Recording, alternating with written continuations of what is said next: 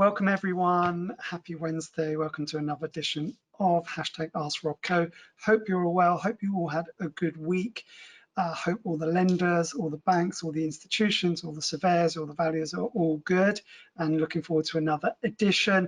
The market is moving so quickly. There's just literally news, more data, more intel week after week after week, which allows us to continue producing and updating the audience. So I think never has there been such an engaging, fast moving property market, lending market as we're seeing at the moment, which is super exciting. At the same time, we wouldn't choose it to happen during a global pandemic, which is obviously very sad. At the same time, we will have our roles, responsibilities, jobs, and our roles and responsibilities and our job here is to share with you what we are seeing, being the eyes and the ears of what's going on the ground. And that's what we're here to do this week with some really good updates. We're going to touch on EWS1, cladding, fire safety. We're going to touch on some RICS updates that have come into the industry.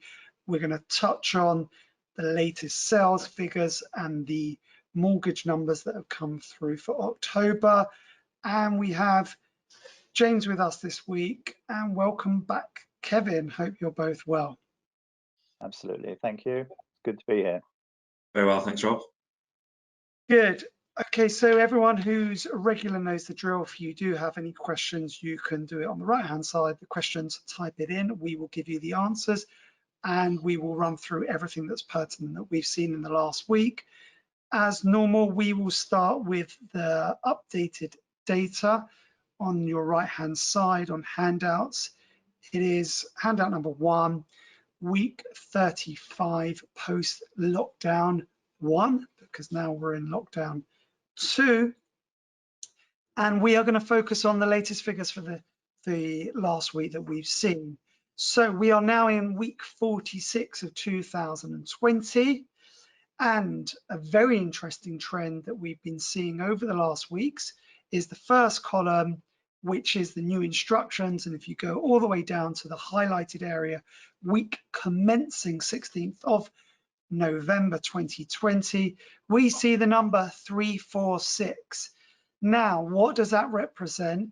It more or less, give or take, the week that we went into lockdown, or the week before lockdown, and the weeks during lockdown, it represents the lowest volume of instructions that have taken place in the entire year.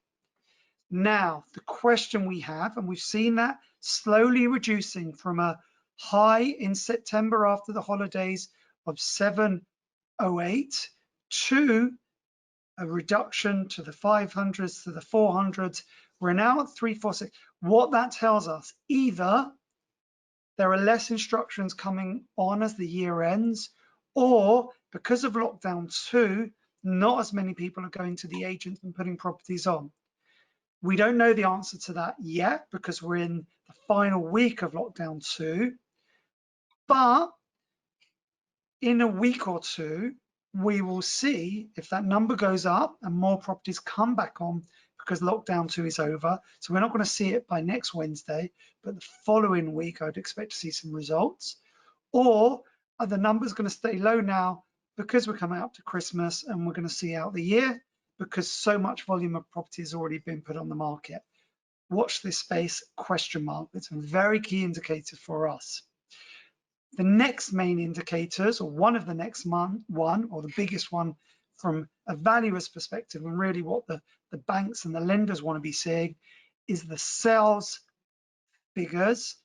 And as you can see, if you go along the column to the sold numbers, we're at 208, which is one of the highest numbers of the entire year, but very, very consistent with the last 5 weeks performance, actually the last 2 months performance, hovering just above 200, hovering just below 200, very consistent. So it clearly demonstrates that the market is tremendously robust, it's tremendously strong, and the sales numbers just keep going and going and going. James, Kevin, do you want to add anything to those two key areas of intel that we've seen over the last week? Yeah, thanks, Rob. Like you say, I mean, as this turbulent year sort of starts to draw to a close, it's shaping up for a relatively strong finish. As you talked and referred to the sales figures this week again, just over 200, which is a pretty strong figure. And whilst those instruction numbers are drawing in, obviously I think lockdown's a factor, but there's also seasonal factors, as we've mentioned. And this time of year, people might take the decision to wait until sort of January and Q1 2021 to launch their property to the market. We've got, again, quite a strong under offer numbers at just under 290, whilst fall through rates are relatively low as well. So those transactions, those that are under offer, do seem to be sort of moving through to transactions and completing, which I think is positive news. I think the only thing I'd add to that is that the time to get any deal done is being extended and extended. And as we get nearer Christmas, then I suspect that what the sales figures may drop down as people don't actually manage to complete on these deals. But generally, the market still seems to be bearing up, and prices still seem to be bearing up as well, which must be a good sign of confidence. Yes, Yeah. I think that point, Kevin, in terms of timelines is becoming the major issue now. Every conveyancer and every agent and every bank and lender and valuer that we're speaking to is facing that challenge, that logjam. So we had a logjam for lockdown 1, where we had months and months of work to get through. And now we have the second logjam of a buoyant market where there just aren't enough hours in the day for the distribution pipeline and distribution supply chain to manage that the work that's coming through, especially with Christmas coming. So that's going to be a real challenge. Yeah, there's we're also sort of getting reports of searches being very slow coming back from the local authority and Her Majesty's Land Registry, obviously with reduced working hours, working numbers, sort of offices there are maybe staffed at lower volumes, so that's obviously causing some delays. But transactions are still completing, which is sort of the bottom line and positive news for the market. Yeah, and we have some more headline data that came through earlier on this week, and that was the transactions that have taken place so far year to date coming from HMRC. So that goes all the way up until the 1st of November, so very recent, very relevant. And the year-to-date numbers are virtually 800,000 transactions with 2 months to go. So depending on how the supply chain and the distribution of that supply is managed over the next 2 months, it is possible that maybe 1 million transactions could happen this year or just fall short of that. And to put some kind of relative context on that, in 2009, the credit crunch and the last crash, in what was a really low performing year within the market, only 850,000 completions took place that year. So to understand that in 2020, with 2 lockdowns, not just 1, 2 lockdowns, where months were taken out of the industry and literally ground to a halt, we're on the verge of completing more transactions in 2020 than took place in 2009 at the credit crunch and the previous crash. And I think that's just phenomenal. I think it's phenomenal that we're sitting here November 2020 and we're going to see more completions transactions in 2020 than 2009. And that is one of the key indicators of the market and the story that we're seeing so far. For those of you that weren't here last week, we saw that a lot of lenders are either lining up to come back into the market in January 2021 or have just started with new products coming to the market at the back end of 2020. The indicators are, from what we're seeing from all of the lenders that we work with and all of the lenders in the marketplace, is that they're getting ready to perform very strongly in 2021 with a lot of debt going to the market, a lot of lending going to the market. They're just realigning their policy, realigning their product that's going to the market to adjust to the new COVID world. At the same time, they're looking to do a lot of business. The lenders are setting up for 2021 to be a very strong year, and I think that's a positive for everyone. Anything you want to add to that, James and Kevin, before we switch on to the next topic?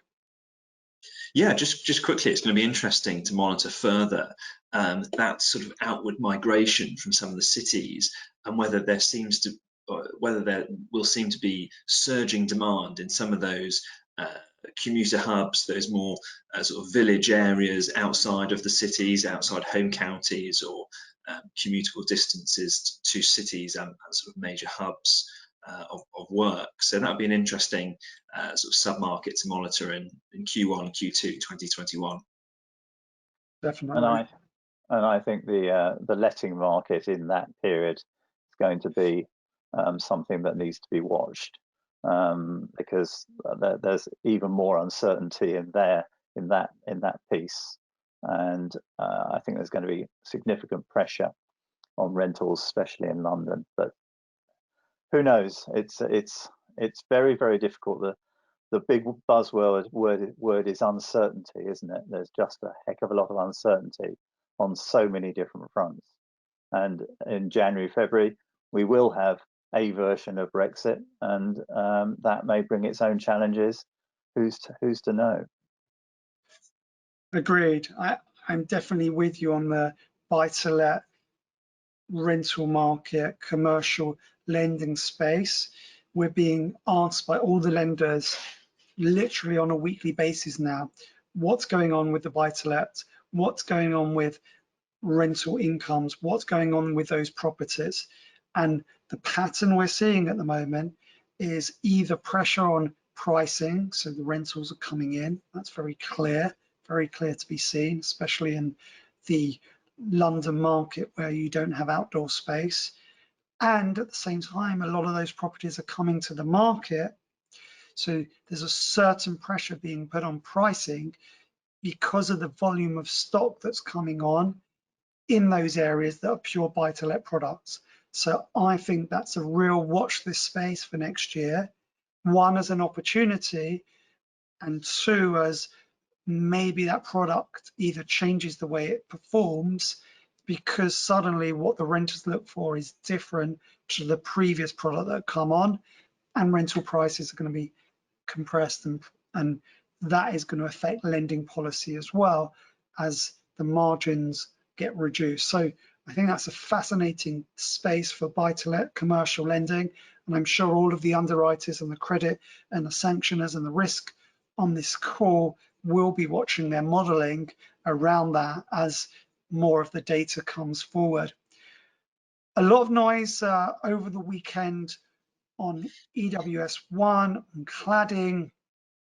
It's the piece that keeps moving and moving and moving, or not moving, not moving, not moving, depending on which way you're looking at it and where it's heading. It's such a challenging space for the lenders, for the occupants or homeowners of those properties, for the engineers, for the fire safety, even for the builders and the developers, for the ones in the construction industry, for the insurers, for the valuers. It's an absolute conundrum, a minefield to which we all want to get to a positive point in time where it's manageable. We're just not there, and the signs and the noises and the signals although the intent is good to get us in a really good place, there are just too many unanswered questions at the moment from where I see it. What are you adding to that, Kevin, and maybe James afterwards? Yeah, I agree with it entirely. It is a very uncertain time, and this weekend, I think it kicked off by the housing minister making some rather perhaps not unguarded statements about the use of EWSs in the valuation space, which seemed to kick off a reaction from then the government to sort of try and position itself in a bit better light in terms of consulting with RICS and various other bodies, affected bodies, not least, dare I say, the actual homeowners or the house owners, as flat owners, as Rob's alluded to. There are bills going through. The fire safety bill is due to come to be enacted in March next year, and there has been kickback because of Grenfell from the Lords, and amendments are flying around. And I know personally that there's a lot of lobbying going on of Tory MPs to perhaps support some of the amendments, which will bring a bit better clarity and better position, and hopefully a better outcome for the tenants. But at the moment, it's all up in the air, and I don't think it's any chance of it coming down to land any way soon. The RICS, as you'll see on the, I hope I'm right, that one of the handouts today is the RICS valuation practice, which was issued yesterday.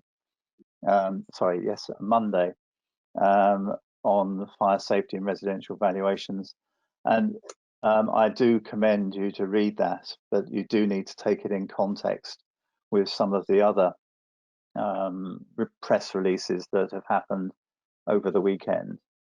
That in EWS terms, I don't know if you wanted to add anything on the EWS, James. The only other thing, sorry, I would say is that everybody is now talking about an amended version of EWS to be coming out in the future, timeline unknown, and I certainly am not privy to understanding what's going to be in that and what those changes will mean, other than the government is quite clear that it wants to make it more focused and to ensure that properties that shouldn't be captured no longer require EWS certification. Thank goodness, going back to the lack of people that being alluded to actually perform those certifications. James, anything?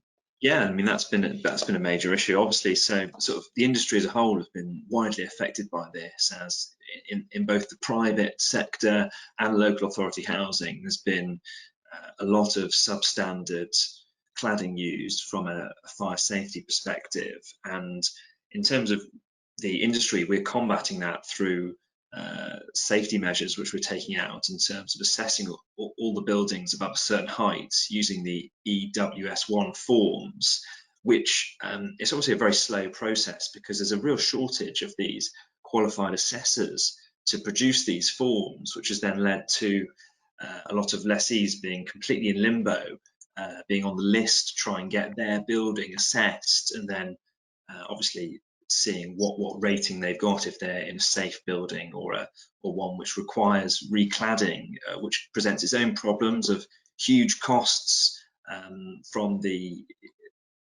lessees in many cases, as the developer is sometimes unwilling to fund that in absence of sort of full sort of public sector funding. So I think the government recently on their some announcements has put together some funding to train some 2,000 extra building assessors, which I think is very positive news and very necessary, because that's one of the main things which is holding everything up, because it's very clear there's a lot of substandard cladding used, and it's just being able to accurately assess the safety measures, so you know, buyers can get comfortable with what they're purchasing. Lenders can also protect their investments and from a risk perspective.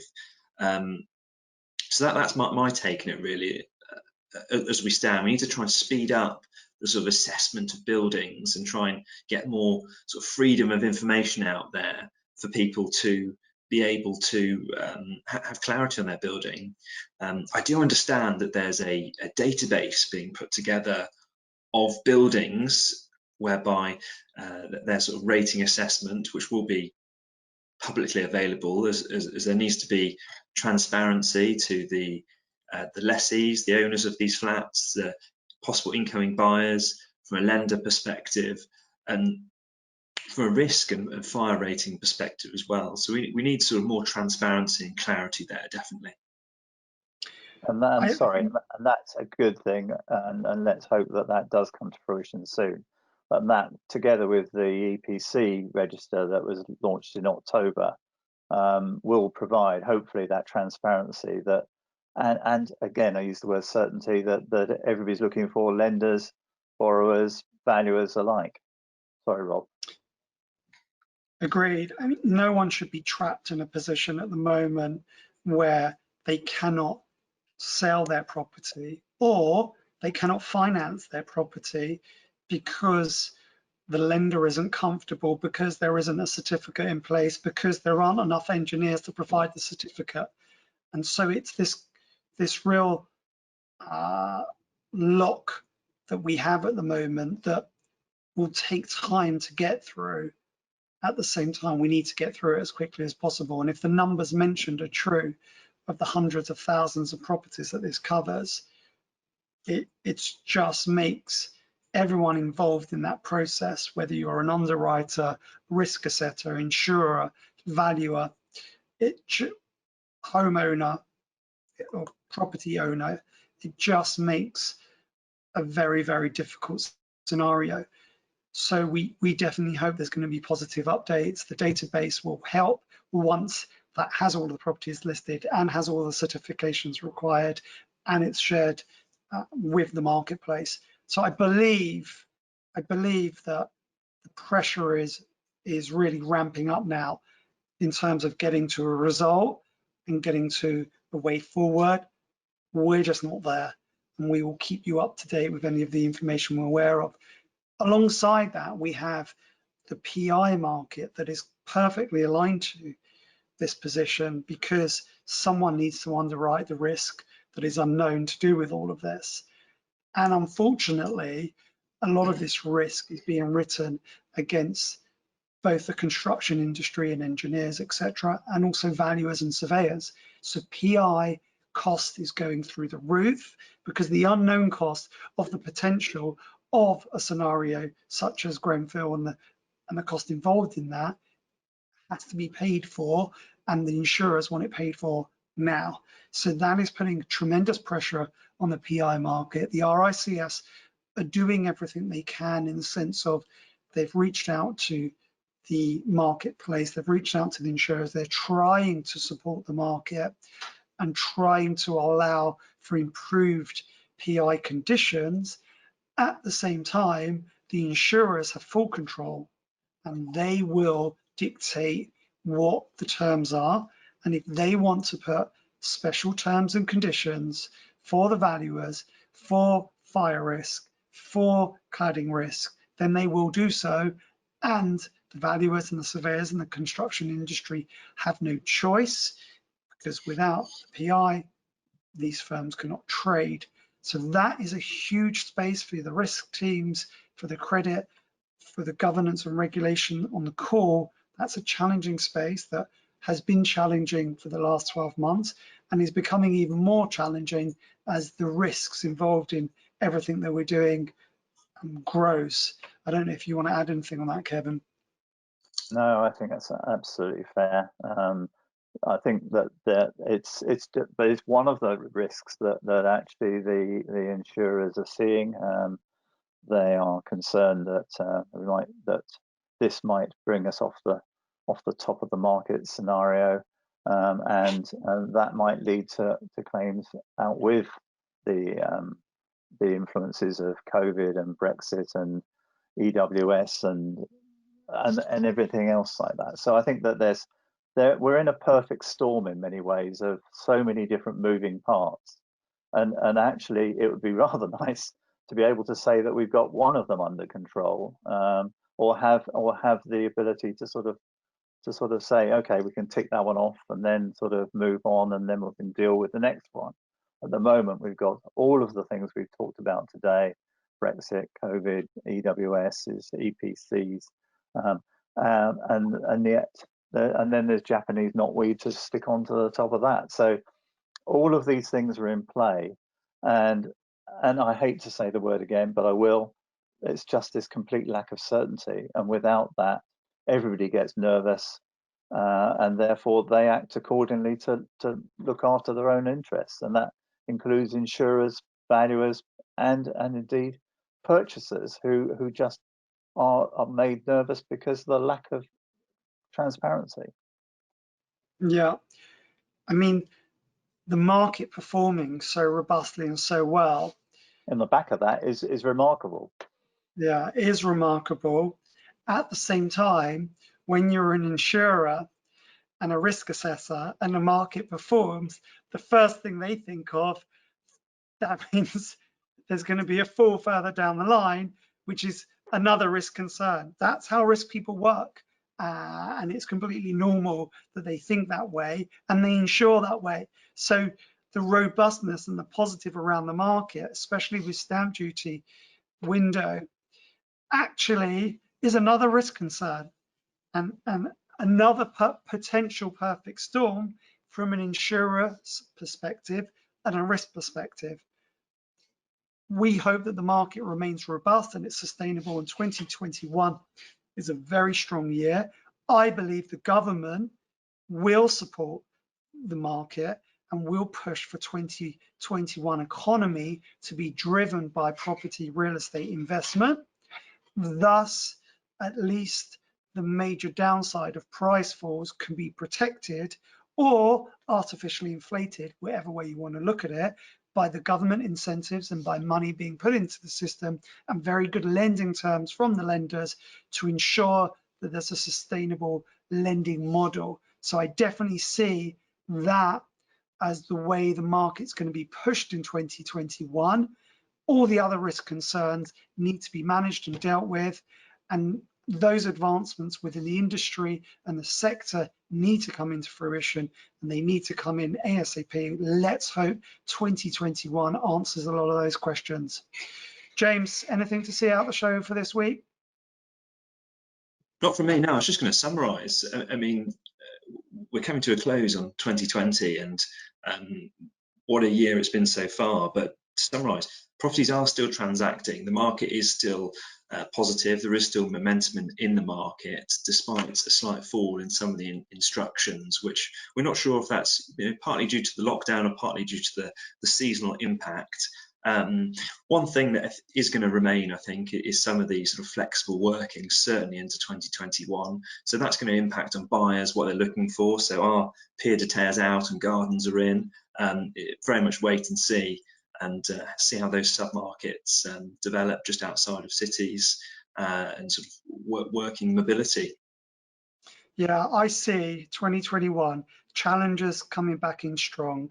I see retail banking being strong. I see private banking being strong. And I see commercial lending reinventing itself. So I'm with you. I see a lot of opportunity for 2021. We all just have to hope that COVID-19 is managed, the vaccine turns out to be good and functional and works, the economy through jobs and through property as well, and manages to rebound, and 2021 can be a better year for everyone. All right, thank you so much, everyone. Kevin, thanks for joining this week. Really appreciate your insight as always. Thanks, James, for all of your input. Thanks, everyone else, for watching either live or afterwards on YouTube. Thanks for all your support on all the channels. Keep on saying it every week. Super grateful. Without you, there isn't a weekly update, there isn't a webinar, and there isn't a hashtag askrobco. So super thankful, super grateful. Enjoy the last week of lockdown 2.0. Let's see what it looks like on the other side. We will see you all same time, same place next week. Hashtag askrobco, 1 p.m. every Wednesday. Be safe, take care, and be well. Thank you. Thanks very much. Cheerio.